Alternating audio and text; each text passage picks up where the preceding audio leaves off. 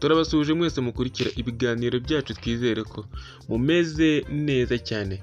Tumukunde wari ufite akabyiniro k'abambaye ubusa yajuriye gufungwa iminsi 30 y'agateganyo. Tumukunde Epiphanie uzwi nka Kabebe yajuriye icyemezo cy'urukiko rw'ibanze rwa Gasabo ruherutse kumufatira cyo gufungwa by'agateganyo iminsi 30 kubera ibyaha agiye akurikiranweho.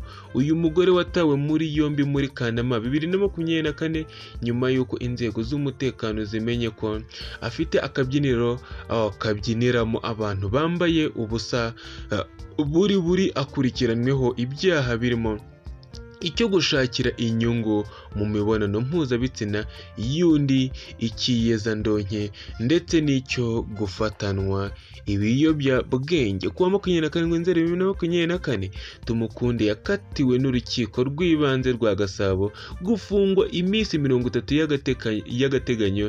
Icyakora ku itariki ya mbere Ukwakira 2024 aza kujurira iki cyemezo. Tumukunde niwe nyirakabari kabarizwaga i Remera, kari kamaze kubaka izina ryo kubyiniramo inkumi zambaye ubusa buri. Icyakora nyuma y'uko inzego zishinzwe umutekano zibimenye zahise zimuta muri yombi nako karafungwa. Guhera kuwa 23 Kanama 2024 dosiye ya Tumukunde yari yamaze gushyikirizwa ubushinjacyaha. Ku makuru dukesha igihe nuko iperereza ry'ibanze ryasanze mu bakobwa bakoraga muri aka kabari, yaba ababyinagamo n'abatangagamo ibyo kunywa, nta n'umwe wabaga wemerewe kwivuganira n'umukiriya mu gihe baba bakeneye gusambana.